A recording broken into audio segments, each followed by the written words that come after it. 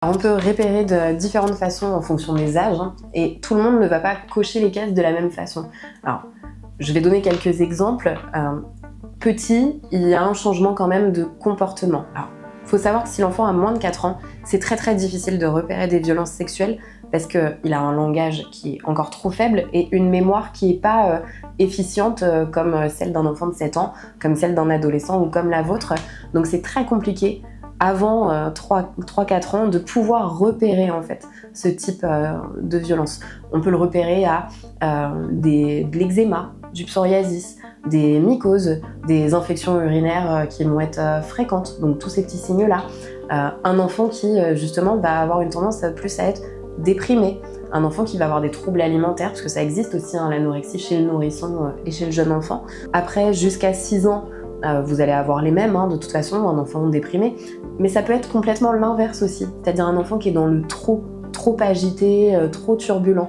Donc, pour faire très simple, parce que des symptômes, il y en a vraiment plein, la victime, c'est soit elle est dans le trop, soit elle est dans le pas assez.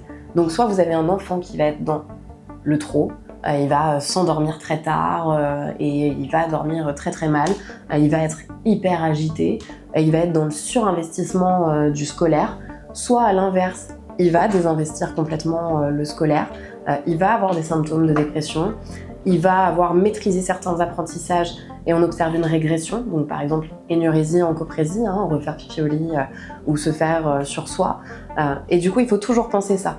À l'adolescence, ça va être pareil, trop de sexualité, pas assez de sexualité.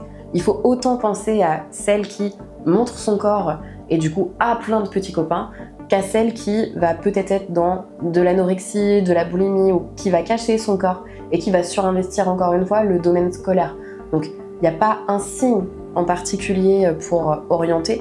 Par contre, moi, ce que je peux remarquer, c'est que les victimes qui n'ont pas conscience de leur trauma, c'est-à-dire qui sont dans un climat incestuel ou qui ont une amnésie traumatique, elles vont présenter plus de symptômes que quelqu'un qui a connaissance de son trauma.